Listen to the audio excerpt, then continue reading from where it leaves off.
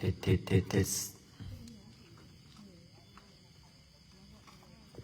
ดสอบโต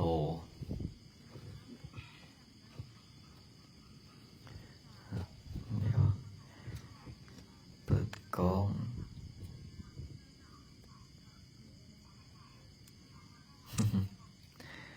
เอาเจริญพรเด้อเดี๋ยวแชร์ไปในเฟซกันทดสอบเอาเจริญพรเด้อเดี๋ยวแชร์ไปในเฟซ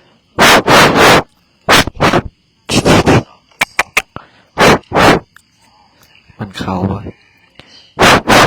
ติด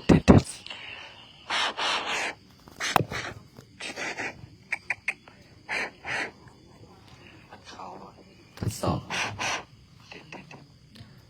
เสียงมันดังไปได้มาเลยเอากองครึ่งเพราะวันนี้มื้อนี้อาสาตุเจริญพรเด้อออกตนนั้นโยมติดอารมณ์น้อยหนึ่งเด้อ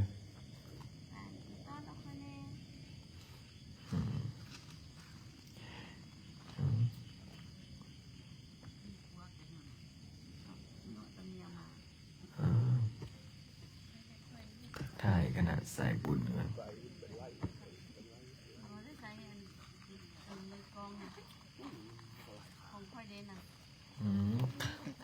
เดี๋ยวซื้อมาเพิ่มจาก10 ขาวัดนี้มีแต่ขากอง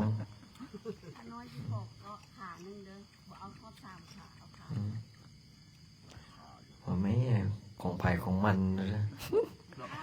ตัวกาเดียวจักไปทางไหนบอกเวลาไล่กับกองไผ่กองมันเสียเจ้ากันไล่ของเสียเจ้าอ่ะ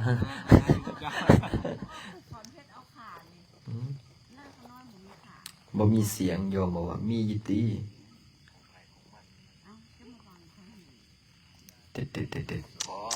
เวลาไล่กับกองไผ่กองทดสอบโยมบอกว่าบ่มีเสียงโอ้ยมันตัวกันแม่เนาะ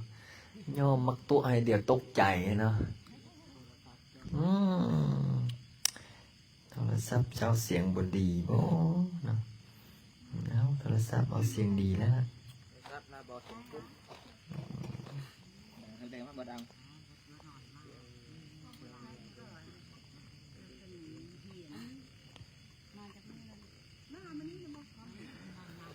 จะคนละอันนี้อายุตั้งแต่อยู่ละ12มันลมอันนั้นเด้จักปี13เนี่ยตีกันลิ้นได้2 คนมั่วเขาตีค่อยกันลงองค์นั้นล่ะ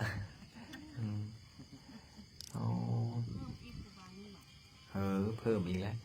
ตอนนี้1 2 3 4 5ล่ะครบหน้าในแทงหัวซะ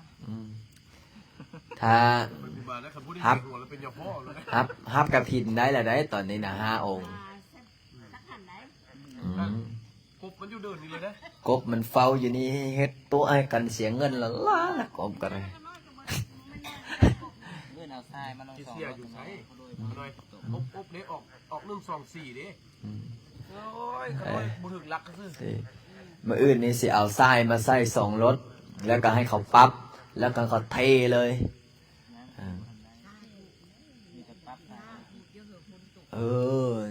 สาธุกับบ่อยู่แล้วฝนมาช่วงฝนเนาะฤดูกาลมันเวลาเขาปั๊บบอนนี้สิเฮ็ดห้องน้ำบอนนี้นะเฮ็ดห้องน้ำแล้วก็ตีห้องน้ำออกคล้ายๆแบบระบบห้องน้ำเดี๋ยวสิวางแผนออกแบบให้เขา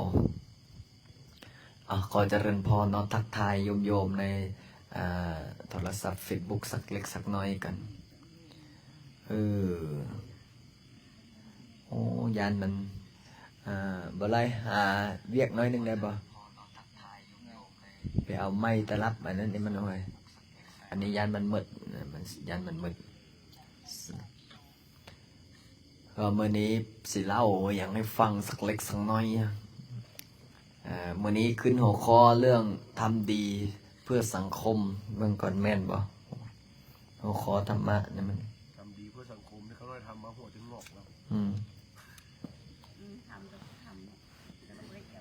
หัวถึงงอกแล้ว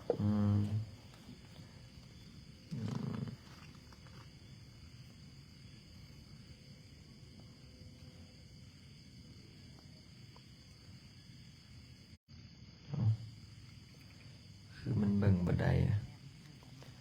อ่า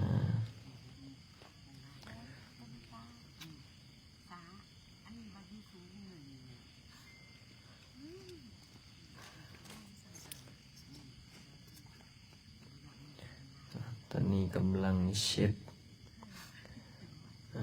เพจ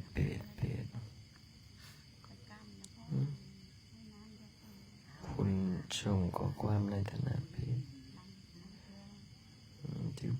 เอาดิก็ได้ยินซะ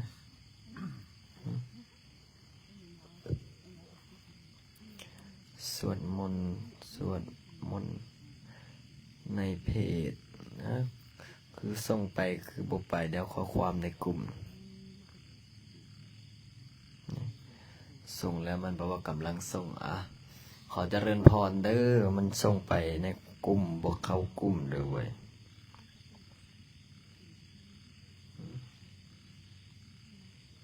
นี่ส่งไปแล้วมันบ่ไปใช่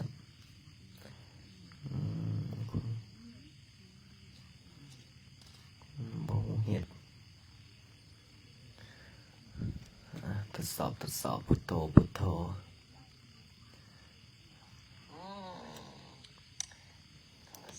ทำดีเพื่อสังคมบ่เรื่องการทำดีแล้วจะทำดีหรือกิจนิมนต์วะนะตื่นตั้งแต่ตีสี่ตื่นตั้งแต่ตีห้าออกวัดตั้งแต่6 โมงเช้าออกวัดตั้งแต่6 โมงเช้าก็ไปกิจนิมนต์ไปฮอดก็ไปฮอดก้อนหมู่ได้ความขยันมันผู้อื่นบ่ทันฮอดตัวเองไปฮอดก่อนแล้วก็นั่งทาอยู่ข้างล่างโอ้ยบอกเอากระทาแล้วบ่ทาจะได้เนาะจุบเวลานั่งทาอยู่รถไปแล้วนั่งทาอยู่รถพอไปแต่เช้าเนาะไปแต่เช้าไปพอไปฮอดก็นั่งทาอยู่พี่แล้วนั่งทาอยู่รถไปแล้วจุจุเพิ่นกันย่างเลาะไปเลาะมานะโอ้เฮือนงามเนาะทั้งเฮือนงามทั้งใหญ่เลาะจนแข้งจังหมดแล้วไปเบิ่งแบบเสร็จเรียบร้อยขึ้นจะว่าเว้าเรื่องเทศมานี่เรื่องเทศเมื่อวานนี้อาจารย์เกตเพิ่นเทศปัญญาปรมีเนาะนะโมตัสสะภะคะวะโตอะระหะโตสัมมาสัมพุทธัสสะนะโมตัสสะตุปัญญายุเปโตขนาดเพิ่นเทศปัญญาปรมีได้ฮะเพราะก็ยังอยากติดขัดบัดนี้สำนองเสียงไตเนาะจุมาแต่วัดอาจารย์นั่นเขานะโมตัสสะภะคะวะโตอะระหะโตสัมมาสัมพุทธัสสะบัดนี้พระอาจารย์ฟังเสียงสวดมนต์เทศเสียงม่วนบัดนี้ฮอดคิวกูบ่เทศดอกวะโอ้ยเสียงเทศม่วนบัดนี้วัดต่อไปวัดอีหยังวัดอีหยังวัดหนองดวงบัดนี้วัดหนองดวงก็ไทยไตอีกบัดนี้สำนองไทยไตอีกนะโมตัสสะภะคะวะโตอะระหะโตสัมมาสัมพุทธัสสะนะโมคิดในใจตายแท้บ่คิดในใจแล้วอันนั้นยันทูนได้เนาะสวดยันทูนนิมิตังอาวมังคลันจะเครื่องเสียงบันไดเสียงเด้บัดนี้คิดในใจบัดนี้ทวดบัดนี้ฮอดคิวเทศวัดพลินเทศได้บัดนี้เทศเป็นบทเทศยักษ์บัดนี้บ่เคยเทศจักเทื่อก็เลยคิดในใจเฮ็ดจะได้แล้วบัดนี้ทำท่าทิ้งใส่บ่เขาว่าเอ้าพระอาจารย์ลินเทศว่าอาจารย์เกศทิ้งมาสิก็ห้อยคนน้อยบ่เคยเทศจักเทื่อได้เอาบ่ไล่เทศบัดนี้บ่ไล่ก็ฟาดแล้วบัดนี้นะโมตัสสะภะคะวะโตอะระหะโตสัมมาสัมพุทธัสสะเสียงออกทำนองนั้นได้เนาะไตแน่เนื้อแน่กลางแน่โอ้ยปานว่าไฟไหม้ให้เถอะเว้ยก็ยังไขพระอาจารย์ลินก็จะเทศดูจะเจอพระอาจารย์สอนเพชรดูเลยพระอาจารย์ลินพอดีว่า ก็ยังคิดในใจปานว่าไฟไม่ให้แบบคล้ายๆ แบบเสียงไม้แตกนะบู๊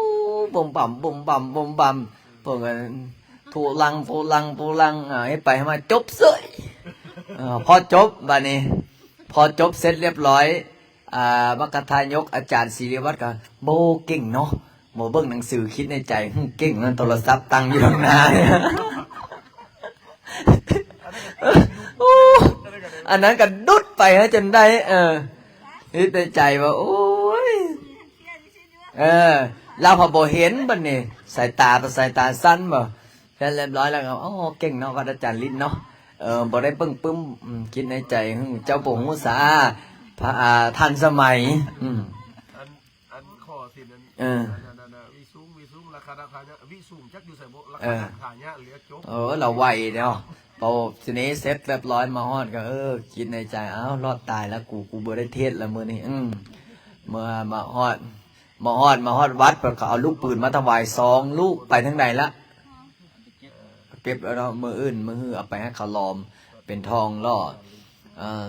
บัดนี้ตื่นเช้ามาก็นี่แหละก็ยังว่าแล้วไปแต่เช้าเนี่ยไปทาหมู่ไปฮอดแล้วก็ตื่นเช้ามาก็ไปบัดนี้ไปฮอดบัดนี้พอออกไอ้ไหนยายน้ำมันจักซื้อยังไง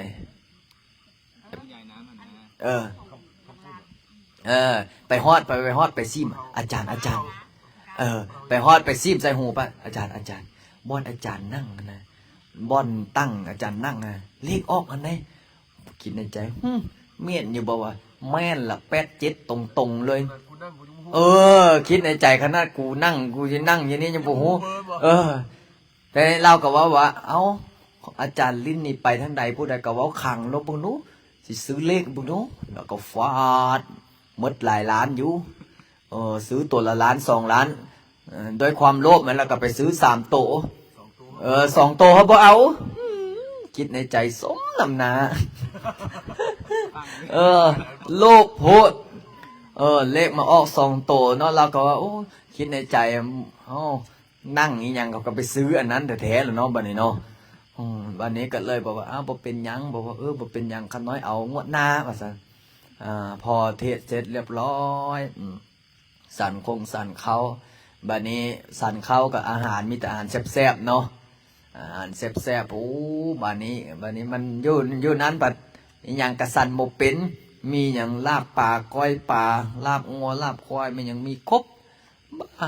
สั่นอันนี้ก็อันนั้นอันนี้ก็เคยสั่นอันนั้นก็เคยสั่นบัดนี้มันมีถ้วยเจียวน้อยๆนึงเด้ถ้วยเจียวมักเพชรเฮ็ดนั่นนะซิมกับอาจารย์เกศนะอาจารย์เกศเฮาสั่นอันนี้ก็คือสิเคยสั่นเมื่อละ2เฮามันมีมันมี2ถ้วยน้อยๆเฮายังบอกไผ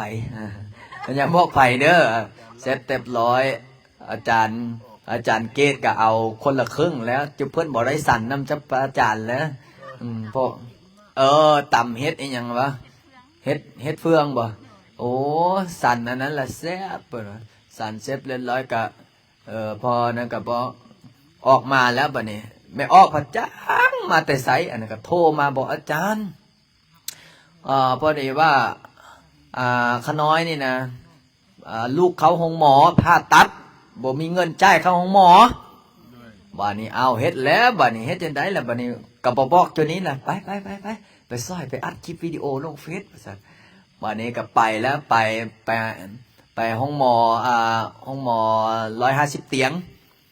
บัดนี้ก็ไปสันนี้ละก็พากันไปจอดเสียค่ารถปีรถเท่าไหร่ 15,000 หรือ 5,000 ไอ้เพชรก็ทำท่าต่อละ 4,000 กีบได้บ่คนน่ะบอกโอ้บ่ไหลคนทางใต้เนี่ยบ่ได้ว่าซั่นไอ้เพชรว่าให้ 6,000 กีบเลยขานทอนเรียบร้อยบอกว่าแต่นี่ก็โทรเขาถามบอกว่าตึกใดอาจารย์ถามเขาก็บอกตึกสัน7ว่าซั่นกูบักกุ้งก็บอกสัน7ต้องตึกไม้ฟาดพากันนั่งไปตึกไม้ไปจอดลงบันลิฟต์ก็เอาลิฟต์เก่าๆว่าลิฟต์ก็ดึงซ้ายดึงขวาวันนี้ผู้ใดไปย่างใกล้ๆมันเปิดนะลิฟต์แบบอัตโนมัติเสร็จเรียบร้อยขึ้นแล้วบัดนี้ขึ้นลิฟต์กดสัน7อยู่ไสล่ะมันมีฮอตสัน3กดสัน3ลิฟต์มันก็แบบมันเข้าขี้เมียงนะมันไหลคื คือคนบ่มีแห้งไงนะคือผีดึงไงนะเสร็จเรียบร้อยมันไหลเข้าไหลออกห่วยเอาย่างออกมาจากลิฟต์กับพากันย่างนะย่างเสร็จเรียบร้อยพาบุไลกันมานี่กวักมาเอามาเข้านี่กดสันเจ็ดก็ว่าคิดในใจกดสันเจ็ดบัดนี้เจ็ดกดสันเจ็ดอยู่ใส่แล้วบัดนี้เอากดบัดนี้ก็แยกกันเอาสันน่ะขึ้นคนละลิฟต์บัดนี้จะเพิ่นขึ้นไปฮอดจะเพิ่นกันนั่งจะเพิ่นกันยืนท่าอย่างแล้วเนาะเพิ่นไปหาสันเจ็ดนะพระอาจารย์กับจุอันนี้ก็ขึ้นแล้วจะขึ้นไปปื้อไขลิฟต์ออกมากันลิฟต์ก็ไหลเลื่อยออกมาไอ้คนถูไอ้พื้นก็งงยืนงงออกจุดนี้ขึ้นมายังบอกว่าเอาสันเจ็ดอยู่ใส่บ่แม่นตึกนี่มันมีแต่3 สัน ตึกมันมีแต่3 สันพากันขึ้นสันเจ็ดเสร็จเรียบร้อยเริ่มโมโหไหนมานี่เนาะมามันอยู่ใส่แท้โทรถามโทรก็โทรบอกฮับอีกพระบไล่บอกกลับไปกิจนิมนต์เอาพุ่นทีนี้ก็เลยพออยากกลับแล้วนะบัดนี้โอ้นาทีเลิกกันนาทีซ้อยละโทรอีกทีโทรอีกบอกไม่ออกตกลงไม่ออกอยู่ห้องหมอใดห้องหมอมโหสถเด้อโอ้ยคนเราห้องหมอทีนี้อาจารย์บไล่กันว่าไปกิจนิมนต์เสร็จเรียบร้อยพระอาจารย์ก็เลยเอ้าอย่างใดก็ย่าช่วยละอย่างใดก็ย่าเต็มใจช่วยละแบบนี้ก็ไปเอานั่งรถกับครูแบบกุ้งกับไปข้าน้อยชีบอกไปเลี้ยวซ้ายเลี้ยวขวาเลี้ยวซ้ายเลี้ยวขวาไปฮอดห้องหมอมโหสถบัดนี้ขึ้นไปก็มีออกตนญาติโยมกับฮู้จักก็โอ้มาข้าน้อยพาไปเจ้าหน้าที่ก็พาไปหันพาไปนี่มันห้องหมอมโหสถห้องหมอใหญ่เนาะโอ้ขึ้นลิฟต์ก็สบายก็อันนั้นน่ะลิฟต์สบายเขาน้อยก็บ่ได้ไปลิฟต์ทีนี้ขึ้นไปฮอดไม่ออกขอนินทาไม่ออกนะหน่อยนึงพระอาจารย์แสดงว่ายังฟังอยู่ตอนนี้นะแสดงว่า FC เด้อโอ้ยพระอาจารย์กำลังเว้าแล้วก็เว้าแทรกขน้อยนี่อยู่ที่พระอาจารย์ก็บ่เอามือให้ทำเจ้าอย่าเฝ้าเว้าเราผันนึกว่าบ่ให้เราเว้ามันนี่ก็พ่อยักหัวนะพระอาจารย์ว่าอย่าเฝ้าเว้าแล้วก็ใส่ว่าซั่นโอ้ยอันนี้เนี่ยเป็นไซติ้งครอบครัวทุกยากทุกจนแล้วก็ฟาดฝอยไปจนหมดพระอาจารย์ก็เอาเว้าไปซื่อเว้าไปแต่นี้ก็เลยบอกว่าถามว่าค่าประตัดอันเท่าใดโอ้ค่าประตัดกับท่านนั้นตอนนี้เหมือนครอบครัวทุกยากครอบครัวลำบากว่าซั่นพระอาจารย์ก็เลยค่าประตัดอันเท่าใดค่าประตัดตอนนี้ก็ตอนแรกหมอบอกว่า2 ล้านแต่คนช่วยโฟดลงกุ้มแล้วกับไทยบ้านเนี่ยก็ร่วมกันซ้อยเขาก็มีความสามัคคีได้เสร็จเรียบร้อยก็ได้เงินมา2-3 ล้านนี่ละ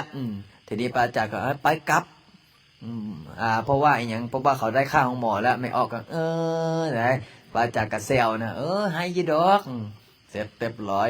มอบปัจจุปัจจัยให้แล้วก็ย่างมาลงไปบัดนี้ลงลิฟต์ลงไปกิจนิมนต์ต่อบัดนี้ไปกิจนิมนต์ต่อก็เข้าไปไอติ๊กบัดนี้มันใหญ่เด้เนาะไอติ๊กพอออกตีน้อยเราขายรถขายอันนั้นอยู่นั้นมีพนักงานเป็น100ก็ขับวนอยู่นั้นแหละพอเนี่ยไม่นี่ก็ยังมัดแทนหน่อยขับวนอยู่นั้นแล้วพอขับวนไปเวียนมาบอกโอ้อยู่หันอยู่นี่ไปบัดนี้ป้าจะโอ้ไม่ออกพอออกอยู่จนเต็มเนาะทีนี้ก็ไปก็สวดแล้วสวดอิติปิโสพาหุงฮับศอกฮับศีลแม่อย่างเสร็จเรียบร้อยพอออกแล้วก็ถวายปัจจัยบัดนี้ถวายปัจจัย10,000 บาทนะเอามาสร้างวัดนะแล้วสุเจ้าได้พูดเท่าใดได้เท่าใดล้านกีบโอ้เราถวายผู้ละล้านกีบผู้ไหนแล้วก็ถวายพระอาจารย์10,000 บาทบอกเอามาสร้างพระวงเล็บได้เราสร้างพระได้เราบอกได้ถวายพระอาจารย์ไหนเสร็จเรียบร้อยพระอาจารย์ก็เลยสาธุพระอาจารย์ก็เลยคืนให้เรา1,000อันนึงเหลือ9,000สรุปว่าเราถวายพระอาจารย์เท่าไหร่ฮึแม่ตุ๊10,000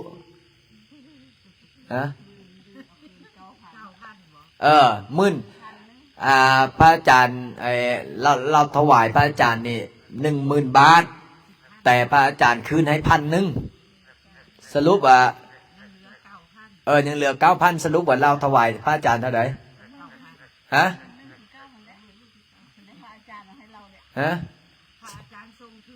เออเอออ่ะเด้อพระอาจารย์สิถามโยมนะวันนี้พระอาจารย์ไปกิจนิมนต์เนาะมื้อนี้พระอาจารย์ไปกิจนิมนต์พระอาจารย์ได้ปัจจัย 10,000 บาทแล้วพระอาจารย์คืนให้ขวัญถุงให้เขา1,000 บาทสรุปว่าโยมคนนั้นถวายพระอาจารย์จักพันฝากคอมเมนต์เด้อเอาตนโยมเด้อฝากคอมเมนต์เสร็จเรียบร้อยพระอาจารย์ก็ไปวันนี้ข้ามทางเนาะข้ามทางขึ้นไปบ่อนสันเขาโอ้สันเขาก็มีแต่อาหารแซ่บๆเอาอีกแล้วบัดนี้อาหารแซ่บก็แซ่บคักจนสันบ่เป็นมีทั้งลาบปูลาบปลามีทั้งอันนั้นอันนี้เสร็จเรียบร้อยก็บอกจุทางวัดนี่ก็โทรไปมาละมาเลยพอออกมาเต็มวัดทางนี้ก็เอากินข้าวกับกินบ่จักแซ่บมันเนาะจุมาทากับมาทาโทรกับโทรจี๊ดบัดนี้พระอาจารย์คิดในใจว่าเนี่ยซะน้อยสิครับความตัวเขานะบ่ได้ตัวได้นี่อีกประมาณ10 นาทีเด้อออกจุนั้นก็กินข้าวแซ่บเนาะมันกินอยู่ไอเต็กเนี่ยโอ้ยฟาดจนอิ่มแล้วจนท้องปีหมดเลยเสร็จเรียบร้อยพระอาจารย์ก็บอกว่าพระอาจารย์สิกลับแล้วได้พอออกเอ้ยยักถวายอย่างถวายนะจุเปิ้นก็มาลั่งมาถวายปัจจุปัจจัยร่วมสร้างวัดทั่วมาผู้ละเล็กผู้ละน้อยผู้50,000ผู้50,000ผู้100,000ผู้200,000มีพอออกนึงบอกว่าอาจารย์ขน้อยติดตามพระอาจารย์ตลอดขน้อยอยากได้รูปประคำตอนพระอาจารย์เขาเอาแม่รูปประคำนี่มีเงิน1 ล้านกีบนี่ให้เลยนี่พอออกบอกว่าขอเมียก่อนเด้ออาจารย์เด้อเสร็จเรียบร้อยเมียบอกว่าโอ้ถ้าได้รูปประคำแล้วบ่นอกใจเมียนี่บ่กินเหล้าเมาสุรานี่เอาว่าซั่นพระอาจารย์ก็แซวว่าเอารูปประคำไปแล้วขอให้เสื้อเมียเด้อเพิ่นก็จกให้แล้วคนเป็นเมียเนาะจกให้แล้วก็ได้รูปประคำแล้วก็ได้ปัจจัยอีกไอ้ล้านนึงเอามาสร้างวัดเสร็จเรียบร้อยมาทาจูไม่ออกอยู่วัดนี่ก็ปุ้ยรถเมย์นะเหมารถเมย์มาได้รถตู้ได้เต็มแต่นี่มาฮอดพระอาจารย์มาฮอดรถปึ๊บจะเปิ้นก็หุ้มใส่ปั๊บป่านวันนกกินมักเอียงป่านวันนกเอียงกินมักให้เซลปึ๊บปั๊มพระอาจารย์เลยบอกว่าเกือบเป็นลม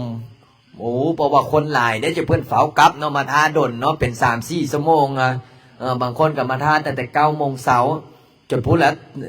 1 โมง 2 โมงจะมาฮอดจะเพิ่นก็ว่าโอ้ยบ่เป็นหยังอาจารย์ได้เห็นพระอาจารย์ก็ดีใจแล้วพระอาจารย์คิดในใจว่าโอ้ยขออภัยเด้อไม่ออกเด้อคอยกับยักมาไวแต่จังได๋มื้อเช้านี้ไป3 งาน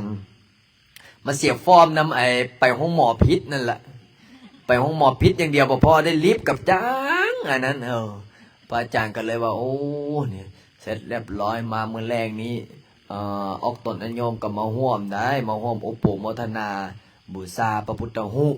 บูชาทองบูชาทองบัดนี้มีแม่ใหญ่นึงบัดนี้แสดงว่าเราฟังอยู่ได้แม่ใหญ่ทองพันบ่นี่จะได้เบิ่งอ่านชื่อคักๆแม่ใหญ่พันบ่แม่นว่าอาจารย์เบิ่งก่อนแม่นละคำพันแม่ใหญ่คำพันบาดนี้แม่ใหญ่คำพันก็มาว่าโอ้แอวแล้วก็ไส้อันนั้นมาอายุประมาณ60 กว่านี่แหละ60นี่แหละแสดงว่าเราฟังอยู่เพราะว่าเราเป็น FC เด้เราก็บอกโอ้อาจารย์ขน้อยนี่มาขอถวายทองว่าซั่นมาขอถวายทองอยากร่วมสร้างพระพุทธรูปกับพระอาจารย์ทีนี้แม่ออกแล้วก็คนมีนี่บ่ได้เว้าหลายคนมีน่ะไม่ออกเลยแล้วก็จกทองคำมาบาทนึงดีจกทองคำมาบาทนึงโอ้ขน้อยขอถวายทองคำบาทนึงเด้อพระอาจารย์ก็เลยว่าป้าคือใจดีแท้ไม่ออกโอ้ขน้อยก็อยากกินอยากทานว่าซั่นก็เลยได้ทองคำบาทนึงตอนนี้ยังขาดอีก8 บาทถ้าได้อีก8 บาทเนี่ยโอ้พระพุทธรูปเอาก็สิได้สร้างเป็นพระพุทธรูปทองคำ9 บาทนี่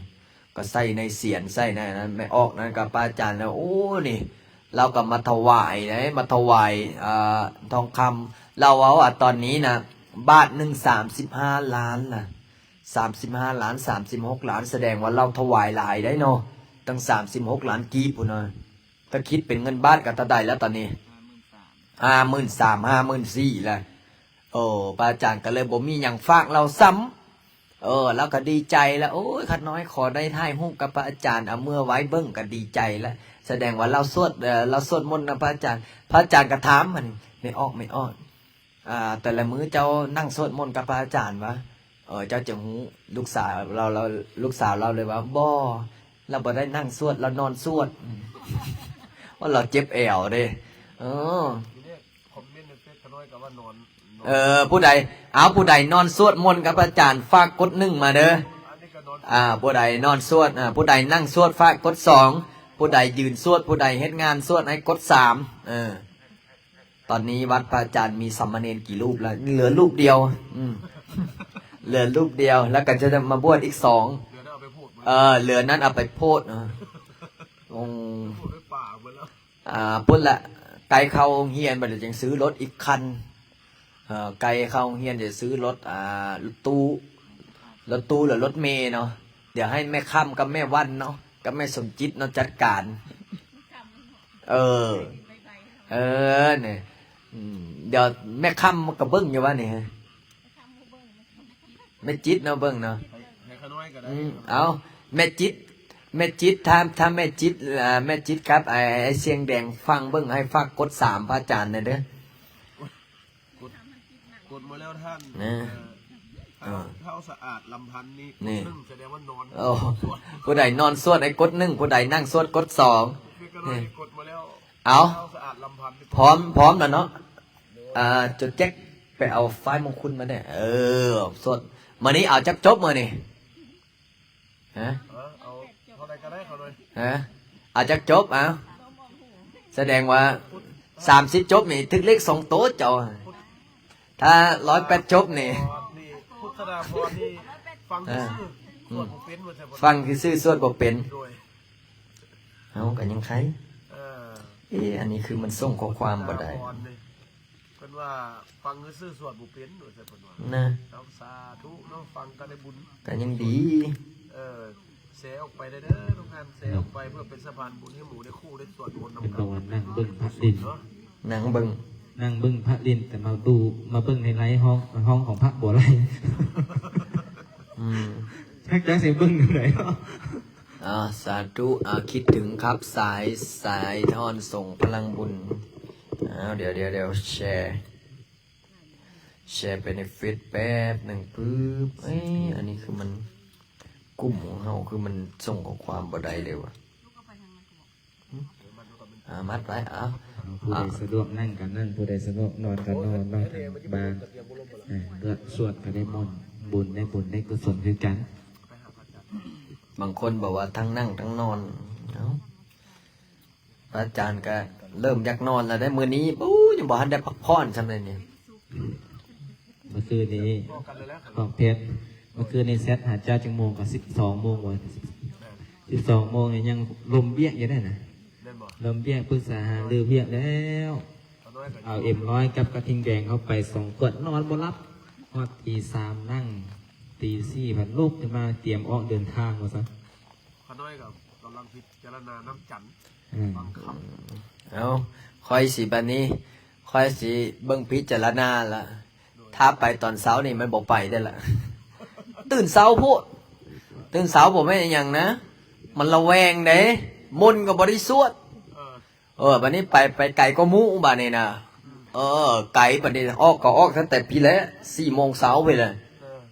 บางที่เนาะพระอาจารย์ยังบอกว่าไปสวดนะไปสวดก็คือกันเนาะบางคนนะนิมนต์ไปสวด5 โมงเช้าวัดไก่นั่งก็ไม่ได้นอนแล้วบัดนี้มันนอนในรถนอนในรถบัดนี้บางคนพระหลายเพิ่มขึ้นนี่ละได้บัดนี้5 องค์แล้วตอนนี้อยู่วัดพระอาจารย์มีพระมา5 องค์สามเณรไปนั้น15บวกนี้อีก3เป็น16ค่ะ16ว่าพุ่นไป16นี่เป็น3เป็น19องค์แล้วบวกให้กับ5เป็นเท่าไหร่195มีรถขายรถมีบ้านขายบ้านเป็นว่านอนฟังอาจารย์สวดทุกคืนมักฟังแท้ๆผู้ใดล่ะเท้าสะอาดลำพันธ์หาเท้าสะอาดลำพันธ์ถ้าได้นอนฟังทุกมื้อมักฟังแท้นอนฟังนั่งฟังใครก็บูฟังเนาะไม่ขอให้ฟังนะใครก็บูฟัง สินอนสินั่งก็ได้ขอเพียงเข้ามาฟังให้ใจมันเป็นบุญเนาะ เอาพร้อมแล้วเนาะได้ละเฮ้ยได้ละเดี๋ยวผู้อื่นมาเห็นเดี๋ยวมันจะโหผู้นี้เล่นของบ่ฮะ 2 โล โยมแม่หัง มื้ออื่นตอน สูตรมนต์นะปาจารย์ทุกมื้อเด้อสาธุ น้อยมีนัดถวาย ครับคนคำหลอก เมื่อนี้พระอาจารย์อยู่ประจำอยู่วัดเด้อ ถ พ วา ระ ย องค์ คำนี่ห่วยสาธุ พอดีสิเดินทางมาร่วมโมทนาบุญเนาะอาจารย์ เอาดีๆนะถวายคำ2 โลนี่ได้ประกาศบอกรัฐบาลไหมโอ้ สิบอกคักๆเฮ็ดไปย่องๆให้พร้อม ทองสำลิดที่กันว่าคำ2 โลได้โหเด่นๆนี่ โอ้ถ้าแม่นได้คำ2 โลสิบ่แม่นวัดค่อยเจริญเลยแหละเนาะ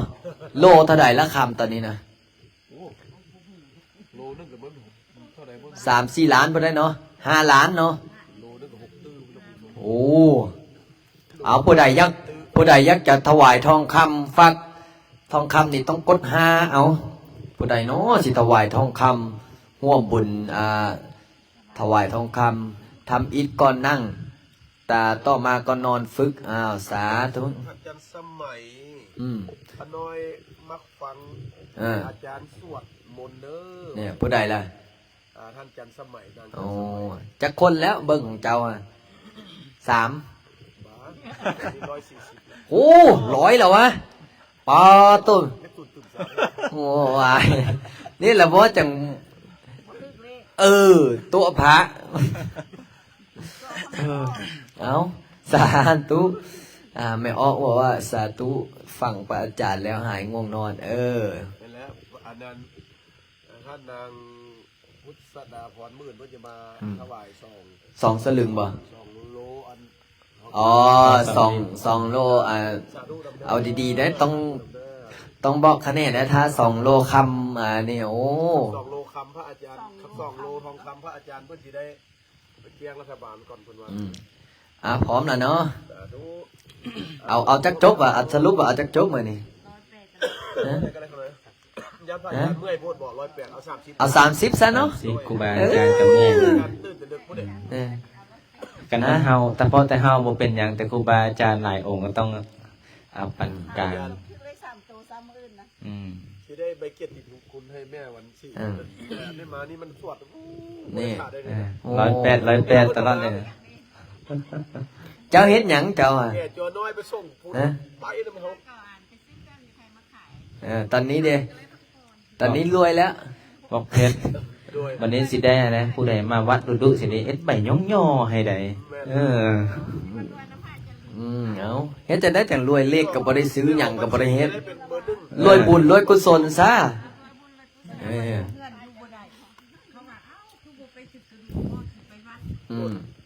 กูเป็นตึกกระดุ้งยังเศร้านะเขาเลยคิดเหมือนพระอาจารย์ลินมาอยู่ลาวแล้วมึงกูตึกกระดุ้งตลอดเศร้าเนี่ยว่าจะได้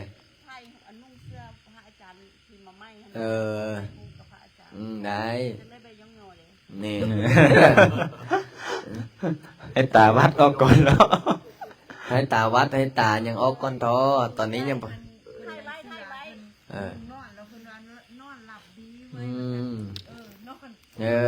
รับดีจังได๋มีพายันอยู่นั่นเนาะเอาเนาะมาสวดมนต์อะระหังสัมมาสัมพุทโธภะคะวะพุทธังภะคะวันตังอภิวาเทมิสวากาโตภะคะวะตาธัมโมธัมมังนามัสสามิสุปฏิปันโนภะคะวะโตสาวกสังโฆสังฆังนามามิเดี๋ยวหันหน้ามาทางนี้พระเอาหันมาลงมาขนาดมาไม่พลาดแล้วเขาโดนอยู่เดินเลยเอาก็แทกกบอยู่อบหันหน้ามาทางนี้อันหาพระ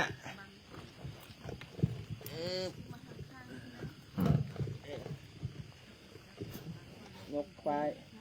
โอ้ได้เห็ดเตียงยาวๆหน่อยเนาะเลยตกอันนี้เนาะ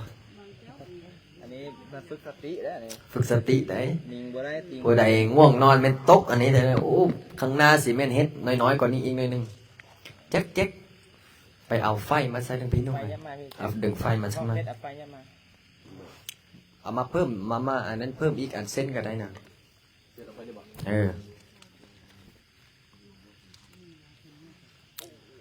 เอามาเพิ่มอีกเส้นหนึ่งอ่ะนะโมตัสสะภะคะวะโตอะระหะโตสัมมาสัมพุทธัสสะนะโมตัสสะภะคะวะโตอะระหะโตสัมมาสัมพุทธัสสะนะโมตัสสะภะคะวะโตอะระหะโตสัมมาสัมพุทธัสสะ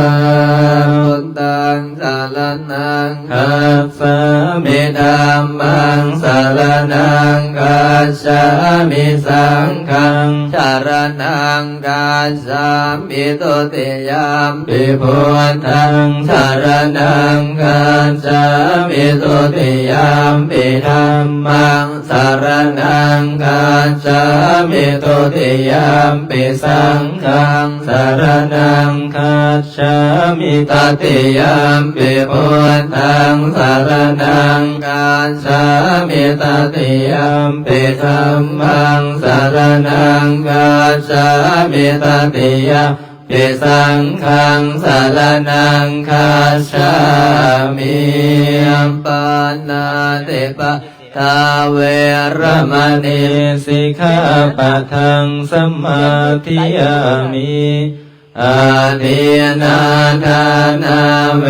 รมณีสิกขาปะทังสมาธิยามิกาเมสุมิสาจาราเวรมณีสิกขาปะทังสมาธิยามิมุสาวาทาเวรมณีสิกขาปะทังสมาธิยามิสุลาเมลยมาสปามาทัฏฐานาเวรมณีสิกขาปะทังสมาธิยามิอิติปิโสภะคะวะอะระหังสัมมาสัมพุทโธวิชาจารณะสัมปันโนสุขโตโลกวิทูอนุตตโรปุริสธัมมัสสารติสัทธาเทวมนุษย์ชานังพุทโธภะคะวะติสวากขาโตภะคะวะตาธัมโมสันติภิโกอาลิโกเอหิปัสสิโกโอปะนะหิโกปัจจตังเวริตาโพธิญโยหิติสปฏิปันโนภะคะวะโตสาวกสังโฆโอสุปฏิปันโนภะคะวะโตสาวกสังโฆยายะปฏิปันโนภะคะวะโตสาวกสังโฆสามีจิปฏิปันโนภะคะวะโตสาวกสังโฆยติดังจันตาริปุริสยุคานิอัตตปุริสัมบุคลาเอสะภะคะวะโตสาวกสังโฆอาหุนายโยปาหุนายโยนังกินายโยอัญชริกรณิโยอนุตตรังปุญญเขตังโลกาสติติปิโสภะคะวะอะระหังสัมมาสัมพุทโธวิชาจารณะสัมปันโนสุขโตโลกวิทูอนุตตรปุริสธัมมัสสารติสัทธาเทวมนุสานังพุทโธภะคะวะติสวากขาโตภะคะวะตาธัมโมสันติติโกอาคาลิโก เอหิปัสสิโกโอปะนะหิโกปัจจตังสิริตามโมวินโยหิติสุปฏิปันโนภะคะวะโตสาวกสังโฆอุชุปฏิปันโนภะคะวะโตสาวกสังโฆยายะปฏิปันโนภะคะวะโตสาวกสังโฆสามีติปฏิปันโนภะคะวะโตสาวกสังโฆ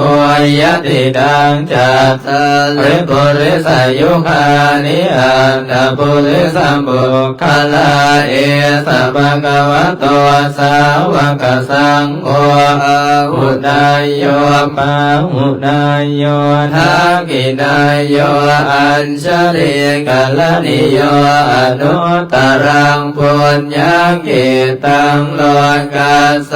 ติติวิโสภะคะวะอะระหังสัมมาสัมพุทโธวิสาจารณสัมปันโนสุขโตโลกวิทูอนุตตโลปุริสธัมมัสสารติสัทธาเทวมนุสสนังพุทโธภะคะวะติสวากขาโตภะคะวะตาธัมโมสันติติโกอาการิโกเอหิปัสสิโกโอปะนะหิโกปัจจตังเวริตาภูวินโยหิติสุปฏิปันโนภะคะวะโตสาวกสังโฆอุชุปฏิปันโนภะคะวะโตสาวกสังโฆยายะปฏิปันโนภะคะวะโต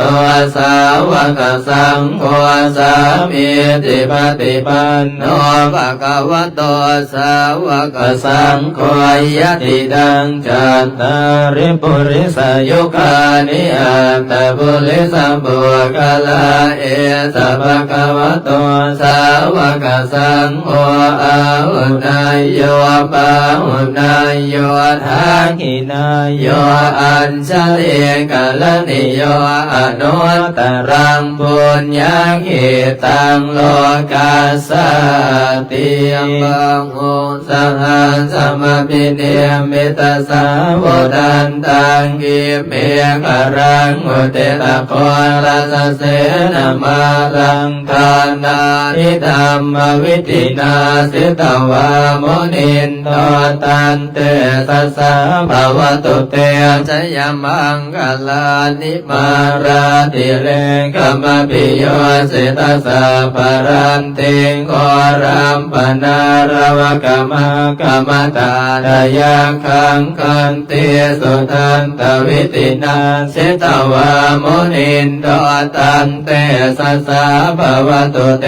ชยมังคลานิโหงเปียตะกังกมติอังทัสสุทารุนันตังตาวันติโยสนะปารังภุริมาลวันตังอิเทียปิสังกตมโน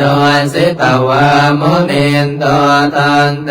สัสสะภวตุเตสยมังคลานิกาตวานกาตมุตรังเยวกามปินิยาจินจายตตวจนังสนกายมันเสสันเตนะโสมวิตินาสิตวามุนินโตตันเตสัสสะภวตุเตสยมังคลานิสัตตังวิหายมติสัจจกวาทเกตุงวาทาปิโลปิตมนังอติอันตปุตังปัญญาปฏิปัจจาริโตสิตวามุนินโตตันเตสัสสะภวตุเตสยมังคลานินันโตปนันทาพุทธคังวิมุรังมหิติงมุเตนะเนระพุทธเกนะนามาปยันโตอิโตป เรสวิตินาเสตวามุนินโทตันเตสัสสะภวตุเต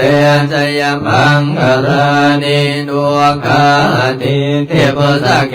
สสุทาตาตังรัมมังวิสุทธิสุติเมติปกาภิดานังญาณาคเทนะวิตินาเจตวามุนินโทตันเตสัสสะภวตุเตชยมังคลานิเอตาปิปุณตัสยมังคลาอัตถคันทายโยวาจโนหินันหิเนสรเตมตันเตนิตวานเนกวิวิธาเนจุปาตวานิโมขังสุขังอธิกมัยยนโรสปัญโยมหากาลุนิโกนันโดหิตายสัพพานินังปนเลตวะปารมีสัมภาพันโตสัมปุติโมนตมังเวเตนะสัจวัสเสนะโหนตุเตสยมังการังสยันโตปฏิยามนเลสังกยานันเทวตาโนเอวังตวันวิสโยโหหิตยาโตสยมังกเลระปราสิตาปัลลังเกเสเสปะดวิโปกะเลอภิเสเกสัพพุทธานังอาการปันโตปะโพนาติสุนังการตันสุมังกลังสุปะปะตังสุเทตังสุขโนสุมโหตัวจะสุยินทังพรหมจาริสุปะระกินังกายกรรมังวาจากรรมังปะระกินังปะระกินังมโนกรรมังปะเนียกิเตปะระกินาปะระกินานิการทวานรพันธันเตปัฏฐคิเนสัมปจิตามินาตันติโมปมาจมาเทวาสัพเพยัคฆปรายติปมาจมาเทวาปิลัมปะภวันตุเมมหาปุญโญมหาลาภภวันตุเมมิเตภาวติพุทธมะอุณโมพุทธายาวิลันดาโยวิลโคนายาวิลาหิงสาวิลาทัสสีวิลาทัสสาวิลาอิติโย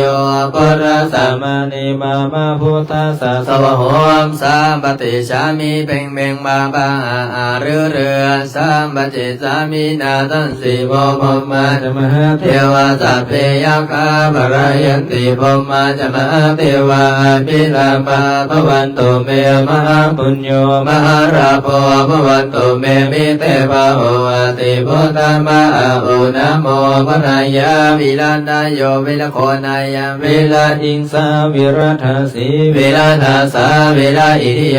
พุทธสัมมานิมามาพุทธัสสะสวะโหมสัมปติชามิเพ่งเพ่งมามา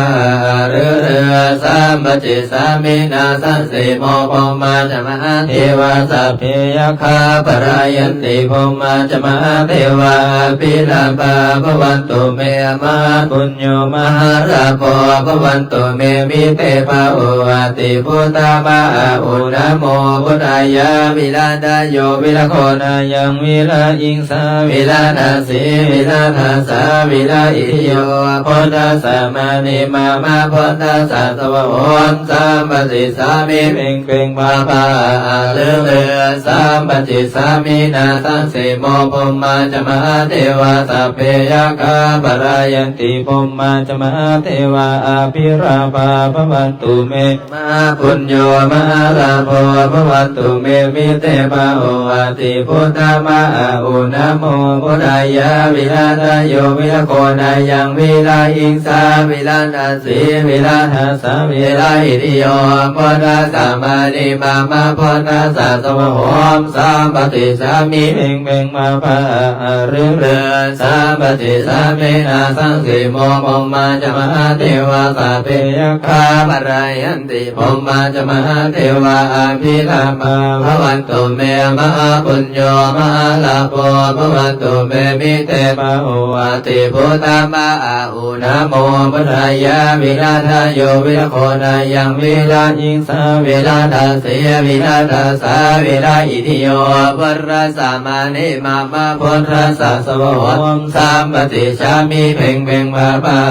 เรือเรือสามปฏิสามินาสังสีโมปมาจมหาเทวาสาเปยคาภรยันติปมาจมหาเทวาพิลาภาภวันตุเมมหาปุญโญมหาราโภภวันตุเมมิเตภาโอวัติพุทธมาโอนะโมปรายาวิลาตโยวิรโคนายังวิลาอิงสาวิลาตาเสียวิลาตาสาวิลาอิทิโยพระสัมมานิมามาพุทธสัสวะโหนสาปฏิสามิเพ่งเพ่งมามา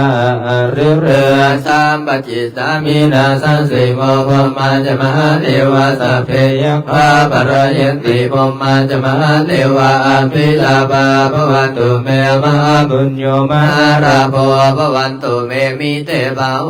ติพุทธมาอุนะโมปรายาวิราชโยวิรโคนายังวิลาอิงสาวิลาตาเสวิลาตาสาวิลาอิทิโย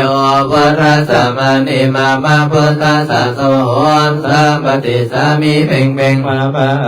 เรือเรือสามปฏิสามินาสันติโมปมาจมหาเทวาสเปยคาปรยันติปมาจมหาเทวาปิลาภาภวันตุเมมหาปุญโญมหาราโภภวันตุเมมิเตภาโอ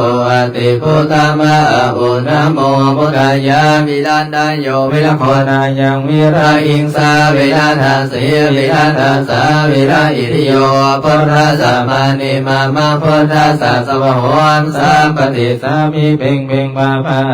เรือเรือสามปฏิสามินาสังสีโมปมาจมหาเทวาสัพเพยคาปรยันติปมาจมหาเทวาภิลาภาภวันตุเมมหาปุญโญมหาราโภภวันตุเมมิเตภาโอวาติพุทธมาโอนะโมพุทธายาวิราชโยวิรโคนายังวิลาอิงสาวิลาตาเสียวิลาตาสาวิราอิทิโยพระสัมมานิมามาพุทธสัสสะโหนสามปฏิสามิเพ่งเพ่งมาปะเลือเลือสามปฏิสามินาสังสีโมปมาจมหาเทวาสัพเพยคาปรยันติปมาจมหาเทวาอภิลาภาภวันตุเมมหาปุญโญมหาราโภภวันตุเมมิเตภาโอวาติพุทธมาอุนะโมพุทธายาวิลาตโยวิรโคนายังวิลาอิงสาวิลาทาสีวิลาทาสาวิลาอิทิโยปุระสัมมานิมามาพุทธสัสสะโหนสามปฏิสามิเพ่งเพ่งมาภาเรือเรือสามปฏิสามินาสันสีโมปมาจมหาเทวาสัพเพยคาปรยันติปมาจมหาเทวาภิลาภาภวันตุเมมหาปุญโญมหาราโภภวันตุเมมิเตภาโอติพุทธมาโอนะโมพุทธายาวิลาตโยวิรโคนายังวิลาอิงสาวิลาทาสีวิลาทาสาวิลาอิทิโยพุทธสัมมานิมามาพุทธสัสสะโหนสามปฏิชามิเพ่งเพ่งมาภา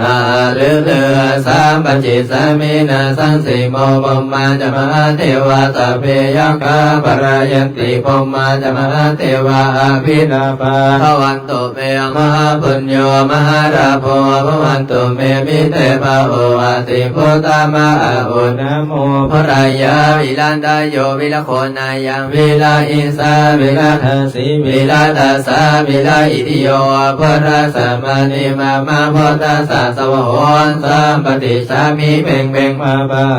เรือเรือสามปฏิสามินาสันสีโมปมาจมหาเทวาสัพเพยคาปรยันติปมาจมหาเทวาอภิลาภาภวันตุเมมหาปุ ปุญโญมหาลาโภภวันตุเมมิเตภะโออาติปุณามะโอนะโมปรายาวิลา ทโยวิรโค โคนายังเวลาอิงสาเวลาตาเสเวลาตาสาเวลาอิติโยปุราสา มานิมามาพุทธัสสะ สวะโหมสามปฏิจามิเพ่งเพ่งปาปะเรือเรือสามปฏิสามินาสังสีโมปมาจะมาเทวาสัพเพยกาปรายันติปมาจะมาเทวาปิณภาภวันตุเมมหาปุญโญมหาราโภภวันตุเมมิเตภะโออาติพุทธามะโอนะโมพุทธายาวิลาดาโยวิรโค นายังวิรา ราหิงสาวิลาทาเสวิลาทาสาวิลาอิทิโยปุราสมาธิมามาพุทธัสสะสวะโหมสามปฏิจามิเพ่งเพ่ง มาภา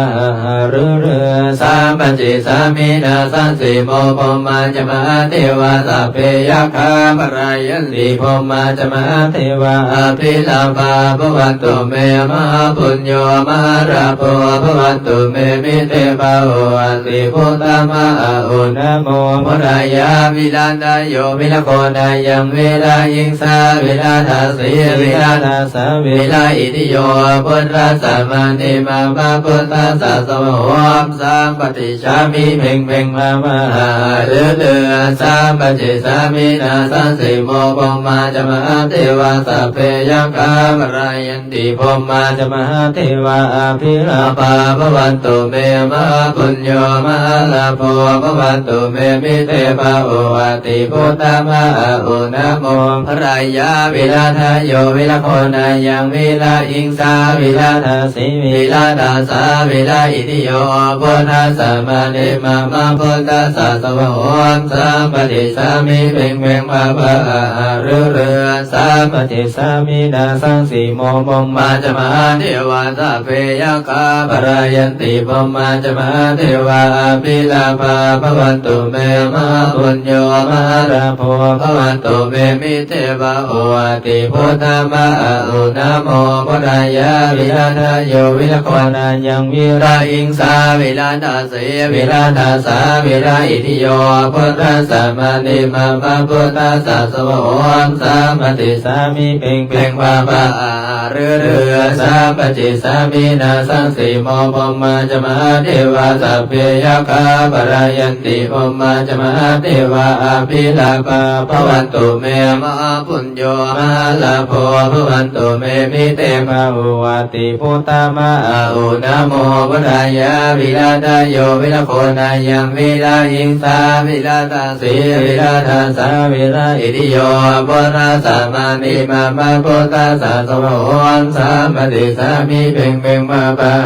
เรือเรือสามปฏิสามินาสันสีโมปมาจะมาเทวาสัพเพยคาปรายันติปมาจะมาเทวาปิลาภาภวันตุเมมหาปุญโญมหาราโภภวันตุเมมิเตภะโออาติพุทธามะโอนะโมปรายาวิลาทโยวิลโคนายังวิลาอิงสาวิลาทาสีวิลาทาสาวิลาอิทิโยพุทธัสสะมานิมามาพุทธัสสะสวะโหมสามปฏิสามิเพ่งเพ่งภาภะเรือเรือสามปฏิสามินาสังสีโมปมาจะมาเทวาสัพเพยคาปรายันติปมาจะมาเทวาภิลาภาภวันตุเมมหาปุญโญมหาราโภภวันตุเมมิเตภะโออาติพุทธามะโอนะโมปรายาวิลาทโยวิลโคนายังวิลาอิงสาวิลาทาสีวิลาทาสาวิลาอิติโยพุทธัสสะมานิมามาพุทธัสสะสวะโหมสามปฏิสามิเพ่งเพ่งมาภาเรือเรือสามปฏิสามินาสันสีโมปมาจะมาเทวาสัพเพยคาปรายันติปมาจะมาปิลาภาภวันตุเมมหาปุญโญมหาราโภภวันตุเมมิเตภะโออาติพุทธามะโอนะโมปรายาวิลังเวลาอิงสาเวลานาสีเวลานาสาเวลาอิติโยปุราสัต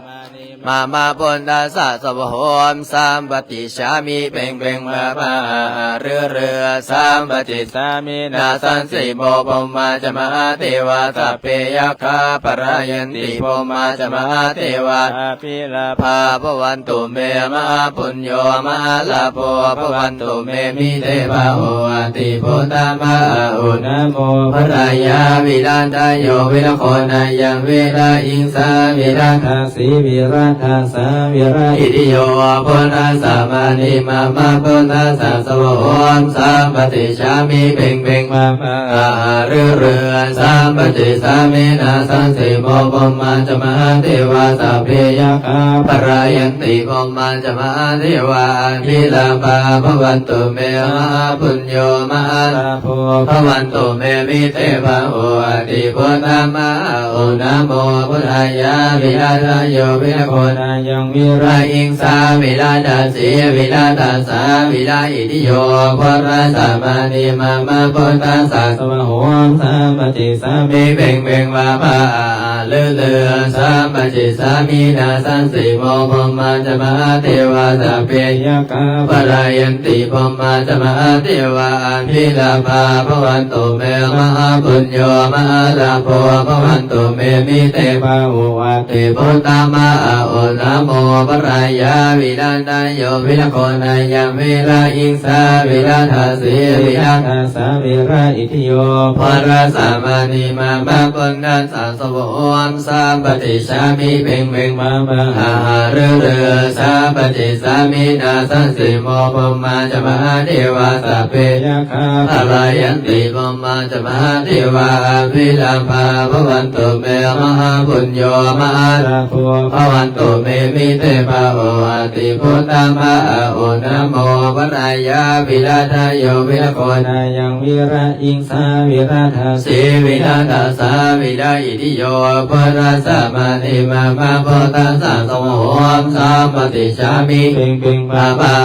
เรือสัมปติสามินาสันสิโมปมาจะมาเทวาสัพเพยคาปรายันติปมาจะมาเทวาพิลาภาภวันตุเมมะปุญโยมะลาโภภวันตุเมมิเทภะโอติพุทธมะโอนะโมปรายาวิรันตโยวิรโคนายังวิราอิงสาวิราทาสีวิราทาสาวิราอิติโยพุทธัสสะมานิมาพุทธัสสะสวะโหมสัมปติชามิเพ่งเพ่งมา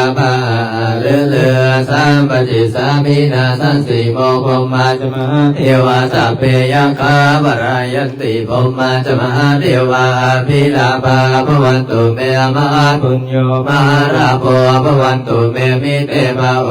ติพุทธมะโอนะโมปรายาวิรันตโยวิรโคนายังวิราอิงสาวิราชสีวิราชสาวิราอิติโยพุทธัสสะมานิมาพุทธัสสะสวะโหมสัมปติชามิเพ่งเพ่งมาเรือสัมปติสามินาสันสิโมปมาจะมาเทวาสัพเพยคาปรายันติปมาจะมาเทวาพิลาภาภวันตุเมมะปุญโยมะลาโภภวันตุเมมิเตภะโอติพุทธมะโอนะโมวรายาวิราชโยวิรโคนายังวิราอิงสาวิราชสีวิราชสาวิราอิติโยพุทธัสสะมานิมาพุทธัสสะสวะโหมสัมปติชามิเพ่งเพ่งมาเรือสัมปติสามินาสังสีโมปมาจะมาเทวาสัพเพยคาปรายันติปมาจะมาเทวาพิลาภาภวันตุเมมะปุญโยมะลาโภภวันตุเมมิเตภะโอติพุทธมะโอนะโมพุทธายาวิรันตโยวิรโคนายังวิราอิงสาวิราชสีวิราชสาวิราอิติโยพุทธัสสะมานิมาพุทธัสสะสวะโหมสัมปติสามิเพ่งเพ่งมาเรือสัมปติสามินาสันสิโมปมาจะมาเทวาสัพเพยคาปรายันติปมาจะมาเทวาพิลาภาภวันตุเมมะปุญโยมะลาโภภวันตุเมมิเตภะโอติพุทธมะโอนะโมพุทธายาวิรันตโยวิรโคนายังวิราอิงสา วิลาทัสสีวิลาทัสสะวิลาอิทิโยพุทธัสสะมานิมามาพุทธัสสะโตโหมสัมปติชามิเพ่งเพ่งปะปะเรือเรือสัมปจิสามินาสังสีโมพรหมาจะมาเทวาสัพเพยคาปรายันติพรหมาจะมาเทวาอภิราภาภวันโตเมมหาปุญโญมหาลาภภวันโตเมมิเสวะโหอาติพุทธมะอาอุนะโมพุทธายะวิลาทายโยวิลาโคนายังวิลาหิงสาวิลาทัสสีวิลาทัสสะวิลาอิทิโยพุทธัสสะมานิมามาพุทธัสสะโตโหนสัมปติชามิเพ่งเพ่งพาบาหาเรือเรือหิมัสมิงมงคลจักรวาลทั้งแปดทิศสิทธิจงมาเป็นละกำแพงแก้วดังเจ็ดสันมาป้องกันล้อมร้อมรอบขอบตัวอนาตาลาสเสมานาเกเตสมันตาสัตโยสนะสัตสหสานิพุทธาชารปริเกเตละขันตุสุรักขันตุอิมัสมิงมงคลจักรวาลทั้งแปดทิศประสิทธิจงมาเป็นละกำแพงแก้วรังเจสานมาป้องกันล้อมล้อมรอบขอบตัวอนาตาลาสเสมานาเกเตสมันตาสัตโยชนะสัตสหัสสานิธรรมชารปริเกเตละขันตุสุราขันตุอิมัสมิงมงคลจักรวาลทั้งแปดทิศประสิทธิจงมาเป็นละกำแพงแก้วดังเจ็ดสานมาป้องกันล้อมร้อมรอบขอบตัวอนาตาราสเสมานาเกเตสมันตาสัตโยชนะสัตสหัสสานิปัจเจกพุทธาชารปริเกเตระขันตุสุราขันตุอิมัสมิงมงคลจักรวาลทั้งแปดทิศประสิทธิจงมาเป็นละกำแพงแก้วทั้งเจ็ดสานมาป้องกันล้อมร้อมรอบขอบตัวอนาตาลาสเสมานาเกเตสมันตาสัตโยชนะสัตสหัสสานิสังฆชารปริเกเตราคันตุสุราคันตุกัลนิยมัตกุสเรนะยันตังสันตังปะรังอภิสัมเมจัสสะโกโอโสจัสสุโอโสจัสสุวัจโจจัสสะโมตุอนาติมานิสันตุสักโกจัสสุปะโรจะอาภังกิโจจัสสัลละโอกาวติสันตินารโยจานิปะโกจะอาภะกะโพโกเลสุอนานุกิโตนาจะโคตัมมัสสะมาจัลเลกินเจยนะวิญโยปะเรโวอุปาวัยทยุสุขิเนวะคิมิโนโหตุสัพเพสัตตาภวันตุสุขิตาตาญิกินจิปานาโพตติตาสวัทวะนาวาสิสาริกาวะเยมาอันตวะมัสสิมาลสกะอนุกตุลาปิตาวะเยจะอติตาเยจะตุเลวะสันติอวิทุเรโพตาวะสัมภเวสิวะสัพเพสัตตาภวันตุสุขิตาตานะปะโรปะรังนิโกเปดานาติมันเยตากาตาจีนังกินจิพายาโรสานาปฏิกาชนานานามัญญทุกะเนสยมาตายาปุตังอายุสาเอกตามนุรังเกเอวัมปิสัมภพุเกโสมานะสัมภวะเยอปริมาณังเมตัญจาสัพพะโรกัสสัมภิมานะสัมภวะเยอปริมาณังอุตังอัตโตจาติรินัญจาอสัมปะทังอเวลังอสัมปะตังทิตัญจารังนิสิโนวาสยโนวายาวัตสัมมิกตมิโตเอตังสติงอติเตยปุมมาเมตังวิหารังอิธรรมโอริลินจาโนปะกามาสิลาวะดัสสนินะสัมปันโนกาเมโสวินัยเกตังนาเตสัตโตกาภัสสยปุลาริติติการณียเมตตาสุตตา วันตุสัพพมังคลังรักขันตุสัพพเทวตาสัพพพุทธานุภาเวนะสัทธาโสหิภวันตุเตภวันตุสัพพมังคลังรักขันตุสัพพเทวตาสัพพธรรมานุภาเวนะสัทธาโสหิภวันตุเตภวันตุสัพพมังคลังรักขันตุสัพพเทวตาสัพพสังฆานุภาเวนะสัทธาโสทิภาวันตุเตข้าพเจ้าระลึกถึงคุณพระพุทธเจ้าคุณพระธรรมคุณพระสงฆ์คุณบิดามารดาครูบาอาจารย์จงมาดลบันดาลให้ใจของข้าพเจ้าจงรวมลงเป็นสมาธิพุทโธธัมโมสังโฆพุทโธธัมโมสังโฆพุทโธธัมโมสังโฆพุทโธธัมโมสังโฆพุทโธพุทโธพุทโธพุทโธพุทโธลำดับต่อไปนั่งสมาธิภาวนาให้กำหนดลมหายใจเข้าออกให้กำหนดจิตอธิษฐานภาวนาแผ่เมตตาให้กับสรรพสัตว์ทั้งหลายให้กำหนดจิตอธิษฐานเบิ่งลมหายใจเข้าออกหายใจเข้ายาวเฮาก็ฮู้ว่าเฮาหายใจเข้ายาวหายใจเข้าสั้นเฮาก็ฮู้ว่าเอาหายใจเข้าสั้นให้ฝึกสติฝึกสมาธิฝึกปัญญา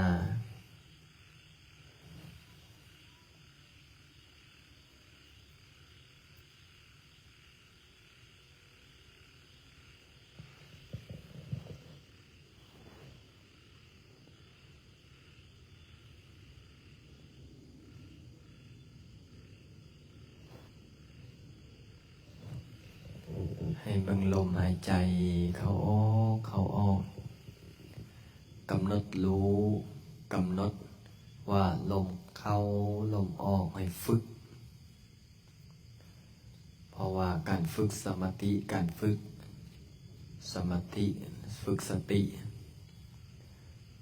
ดึงมาอยู่กับเนื้อกับตัวดึงมาอยู่กับจิตกับใจบางคนจิตใจก็ส่งออกนอกควบคุมอารมณ์มาอยู่อย่าว่าจังสันจังสีบ่ออกไม่ออกถ้าเราบ่ฝึกสติถ้าเราบ่ฝึกสมาธิเวลาที่มีอารมณ์มากระทบกระทั่งมันก็จะโมโหง่ายมันก็จะวิ่นง่ายเห็นบ่บางคนเห็นก็โพสต์ด่าลงเฟซจังสันจังสีบางครั้งบางคราวผู้บ่มีสติก็ออกมาด่าประจานคืนตอบโต้กันไปตอบโต้กันมาผลสุดท้ายบ่มีผู้ใดได้บ่มีผู้ใดดีมีแต่ผลเสียเพราะว่าหยังเพราะว่าตอบโต้กันไปตอบโต้กันมาด่ากันไปด่ากันมาประจานกันไปประจานกันมาผลสุดท้ายคนที่เสียก็คือตัวเองคนที่ทำหายเอาก็คือตัวเอาเองเพราะว่าอย่างเพราะว่าถ้าเอาไปด่าคนนั้นไปด่าคนนี้พระพุทธเจ้าเพิ่นว่าบาปคนบาปคิดจิตมันอกุศลถ้าเอาไปด่าคนนี้เขาไปประจานคนนี้เขาไปเขียนคอมเมนต์ด่าผู้นั้นผู้นี้หรือว่าด่าลงเฟซนี่พระพุทธเจ้าเพิ่นว่าจะไหนบาปใดอันนั้นนะเป็นบาปเพราะว่าอย่างจิตเขาเป็นอกุศลจิตเอามีความโกรธจิตเอามีความหลงจิตเอามีโทสะโมหะอวิชชาครอบงำอวิชชาครอบงำแล้วถึงจะประทุษร้ายด้วยการวาจาประทุษร้ายโดยใจเขาเขียนออกมาเห็นบ่หลายคนที่เป็นกระแสโซเชียลก็ด่าคนนั้นด่าคนนี้ผลสุดท้ายเป็นยังไงวิบากกรรมไปวิบากกรรมมันพ ระอาจารย์เลยบอกว่าสอนออกตนโยมสอนลูกศิษย์ลูกหาบอกว่าให้ใจเย็นในสิ่งที่ใจเย็นให้ใจฮ้อนในสิ่งที่ใจฮ้อนบางอย่างเขาอาจจะเย็นได้บางอย่างเขาอาจจะฮ้อนได้แต่ทั้งนั้นทั้งนี้ให้มีสติให้มีปัญญาให้มีสติให้มีปัญญาถ้าบ่มีสติมันก็บ่มีปัญญาให้มีปัญญาพิจารณาหลายคนเนาะอยู่กับพระอาจารย์หรือว่าติดตามพระอาจารย์ติดตามมาละว่าง่ายๆคือติดตาม Facebook มา 4-5 ปีหรือว่า 5-6 ปีบ่ท่านมีพระอาจารย์ว่าสิตอบโต้คนนั้นบ่ท่านมีพระอาจารย์ว่าสิหายคนนั้นหายคนนี้ด่าคนนั้นด่าคนนี้บ่มีแต่คำว่ากรรมเฮารับใส่กรรมเฮาปล่อยวางสนะใจนั่นเองพอออกไม่ออกจะสนะคนนั้นสนะคนนี้เป็น100 ครั้งพันครั้งกับบ่เท่าสนะใจตนเองสนะใจตนเองนี่ประเสริฐสุดกินน้อยนอนน้อยเว้าน้อยบ่ต้องไปอยากรู้เรื่องคนนั้นบ่ต้องไปอยากรู้เรื่องคนนี้เบิ่งจิตเบิ่งใจตนเองว่าจิตใจของเฮานี่มันเป็นจังไดช่วงนี้จิตใจเฮามันเจริญทางศีลทางธรรมบ่มันยังมีความโกรธความโลภความหลงมันอยากได้ของเขามาเป็นของตนเองบ่มันปล่อยวางได้แน่บ่ถ้าจิตใจยังบ่ปล่อยวางถ้าจิตใจยังตามกิเลสถ้าจิตใจยังตามปัญหากิเลสตัณหาแสดงว่าใจเฮานี่นะออกไม่ออกถ้าเฮาบ่ฝึกถ้าเฮาบ่ปฏิบัตินะมันก็บ่ได้พระอาจารย์อยู่กับหลวงปู่วิริยังอยู่กับหลวงพ่อวิริยังเจ้าพระคุณสมเด็จเพิ่นสอนเพิ่นบอกว่าใจของคนเฮานี่นะมันเห็นคนอื่นได้ดีบ่ได้มันอิจฉาใจของคนเฮาเนี่ยถ้าผู้ใดบ่ฝึกถ้าผู้ใดบ่ปฏิบัตินี่นะเห็นคนอื่นได้ดีเนี่ยโอ้ยเกิดความอิจฉาขึ้นโลดนี่มันหาวิธีทางได้กิเลสตัณหา108,000 เก่าตอนที่ไปฝึกไปเฮียนครูสมาธิกับพ่อแม่ครูบาอาจารย์โอ้ยออกตนโยมไว้กลางค่ำบ่ได้ยืนกลางคืนบ่ได้นอนฝึกเดินอันนี้เฮายังบ่ทันมีบ่อนเดินจงกรมเดี๋ยวให้พระอาจารย์รออาทิตย์หน้าอาทิตย์นี้มื้ออื่นนี้พระอาจารย์เอาทรายลงแล้วก็สิเทปูนพระอาจารย์สิพาเดินจงกรมฝึกสติฝึกสมาธิฝึกปัญญาฝึกจิตฝึกใจถ้าเฮาเว้าได้เฮ็ดได้เห็นผลผู้อื่นก็ยอมรับแต่ถ้าเฮาเว้าได้เฮ็ดบ่ได้บ่เห็นผลเขาเอิ้นว่าดีแต่ปากดีแต่ปากหลายคนยังถามพระอาจารย์เลยอาจารย์เฮ็ดโครงการสร้างวัดถ้าภาษาบ้านเราเอิ้นว่าโครงการแต่ภาษาทางโลกถ้าภาษาทางธรรมเอิ้นว่าสร้างวัดห้องน้ำพระอาจารย์ก็สร้างห้องน้ำดีๆบ่อนปูบ่อนสวดมนต์พระอาจารย์กับปูบ่อนสวดมนต์ดีๆเฮ็ดฐานพระพุทธรูปสร้างบ่อนเจดีย์สร้างอันนี้อาจารย์ก็เฮ็ดคักๆเฮ็ดดีๆมีแต่อันราคาแพงๆเป็นหยังพระอาจารย์คือบ่เอาของจีนมาใส่พระอาจารย์คิดในใจว่าโอ้ยเจ้าเฮ็ดเอาไว้ให้ลูกให้หลานเส้นลูกเส้นหลานเอาหยังมาก็ต้องเอาของดีๆเฮากินเฮาทานเฮาสร้างเฮาสร้างกับเบื้องหลังคาก็เอากับเบื้องหลังคาดีๆปูพื้นกับปูพื้นดีๆนั่นแน่นหนาๆอัดกับอัดดีๆสร้างก็เอาสร้างที่มีสีมือ ถึงแม้มันละจะราคาแพงแต่เฮามันมาตรฐาน เพราะว่าอย่างพระอาจารย์มีประสบการณ์แล้วเนี่ยตอนนี้นะสร้างห้องน้ำมาเทพื้นเนี่ยเรียบร้อยแล้วเทพื้นศาลาใหญ่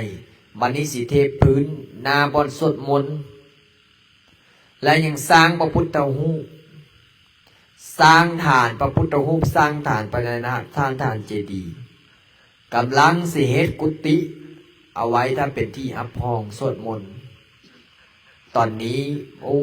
ออกตนนะโยมพระอาจารย์เลยบอกสวดมนต์คู่มือสวดกระถางเงินล้านทุกมือหลายคนว่าอาจารย์คือเฮ็ดหลายอันหลายอย่างเฮ็ดว่าซั่นคืออาจารย์บ่อยู่ซื่อๆพระอาจารย์บอกว่าถ้าเฮาอยู่ซื่อๆก็สิเป็นพระซื่อๆถ้าเฮาสร้างวัดก็สิได้เป็นพระสร้างวัดถ้าเฮาสวดมนต์นั่งสมาธิภาวนาปฏิบัติธรรมก็สิได้เป็นพระสร้างวัดนั่งสมาธิปฏิบัติธรรมพาญาติโยมสวดมนต์ถือศีลปฏิบัติธรรมฟังธรรมะฮับออกตนญาติโยมหลายคนก็แปลกใจว่าโอ้อาจารย์เป็นยังไงอาจารย์ไปทางไสไปใส่กับคนตอบปึ้งอาจารย์มีคาถาดีบ่อาจารย์เลยว่าคาถาดีก็คือที่ตัวเฮานี่แหละเฮาเฮ็ดแท้เฮาทำจริงเฮาลงมือเฮ็ดบางคนก็แปลกใจได้ว่าโอ้ไปหาอาจารย์ลินก่อนไปเอาคาถาดีนำอาจารย์ลินก่อนมาฮอดพระอาจารย์เคาะไว้3 ครั้ง1เคาะเป๊กให้มีปัญญาเด้อขยันทำมาหากินเด้อสวดมนต์นั่งสมาธิเด้อเป็นคนดีเด้อตื่นแต่เช้าเด้ออดทนประหยัดเด้อมาฮอดเมื่อฮอดแล้วก็โทรมาอันนี้ว่าของดีป่ะอาจารย์อันนี้แหละของดีเจ้าขยันอดทนประหยัดตื่นแต่เช้าสวดมนต์ถือศีลปฏิบัติธรรมประหยัดประยอมรวยบุญรวยกุศลรวยวาสนาเพราะฉะนั้นแล้วออกตนญาติโยมทั้งหลายของดีก็คือที่ตัวเฮานี่แหละบ่มีอย่างที่จะดีเท่าตัวเฮาปฏิบัติเอาตัวเฮาเฮ็ดเอาทำเอาอยากได้ดีก็เฮ็ดเอาอยากได้ชั่วก็เฮ็ดเอาเฮาใหญ่แล้วสอนง่ายๆสอนง่ายๆบอกง่ายๆให้เฮ็ดให้ปฏิบัติเอาแต่อย่าลืมคำสอนที่ดีก็คือการลงมือเฮ็ดกรรมการลงมือทำเป็นแบบอย่างที่ดีให้คนได้เฮ็ดเบิ่งได้เฮ็ดได้ทำคือพระอาจารย์เฮ็ดพาออกตนญาติโยมเฮ็ดพระอาจารย์บอกว่าบ่เว้าหลายคนเว้าหลายส่วนหลายจะบ่เฮ็ดคนเฮ็ดส่วนหลายจะบ่เว้าคนเฮ็ดส่วนหลายจะบ่เว้าเพราะฉะนั้นแล้วโยมพ่อโยมแม่โยมพี่ทั้งหลายคณะสายบุญสายญาติธรรมทั้งหลายวันนี้ก็ขออนุโมทนาบุญกับเจ้าภาพเจ้าศรัทธาคณะสายบุญสายญาติธรรมที่ได้ร่วมบุญสร้างพระพุทธรูปกับพระอาจารย์จะเป็นคน5 บาท10 บาทคน10,000 20,000ผู้ละกิโลผู้ละ5 ขีดผู้ละ6 ขีดหรือว่าคนที่ฮับเป็นเจ้าภาพทองคำตอนนี้ก็คือมีโยมแม่คำพันธ์มาฮับเป็นเจ้าภาพทองคำ1 บาทเนาะกลับมาถวายมื้อนี้และก็คณะสายบุญสายญาติธรรมได้ร่วมอุปโมทนาโอนมาทางบัญชีก็คือคณะสายบุญแม่พี่คณะสายบุญสายญาติธรรมก่อนอื่นพระอาจารย์ขออนุญาตอ่านสัก3-4 คนเนาะพระอาจารย์ขออนุญาตอ่านทบทวนบางจาก2-3 คนเนาะเพื่อให้ออกตนโยมได้รู้ได้เห็นนำกันอันนี้ก็คือโยมพ่อโยมแม่โยมพี่เนี่ยโอ้นี่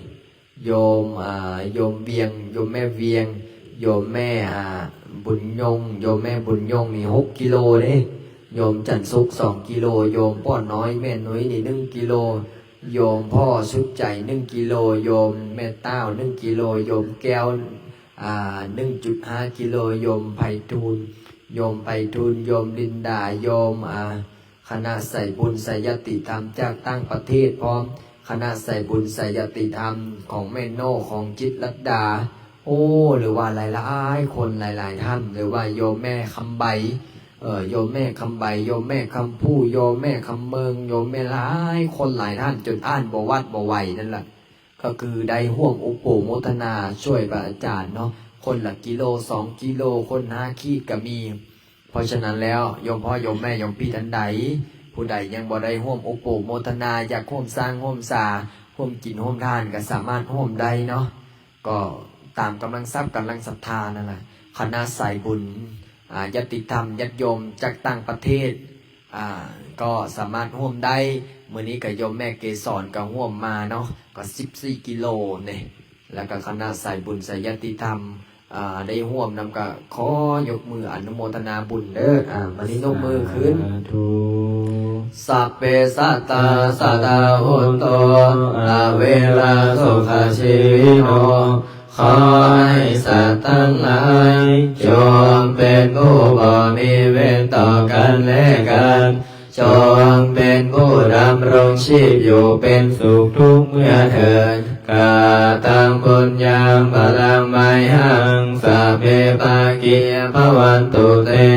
ขอให้สัตว์ทั้งสิ้นนั้นจงเป็นผู้มีส่วนได้เสวยผลบุญอันนี้ข้าพเจ้าได้บำเพ็ญแล้วนั้นเถิดอะระหังสัมมาสัมพุทโธภควาพุทธังภ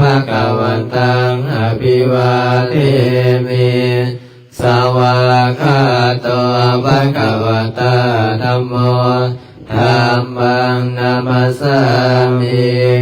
สุปฏิปันโนภะคะวะโตสาวกสังโฆสังฆังนามามิ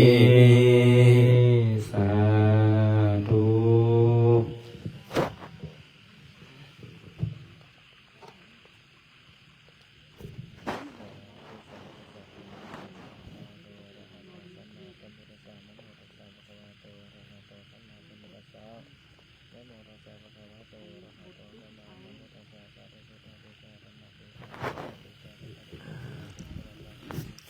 อาจารย์ขออนุญาตปิดไลฟ์แค่นี้กันเด้อนอนรับฝันดีโชคดีร่ำรวยเด้อ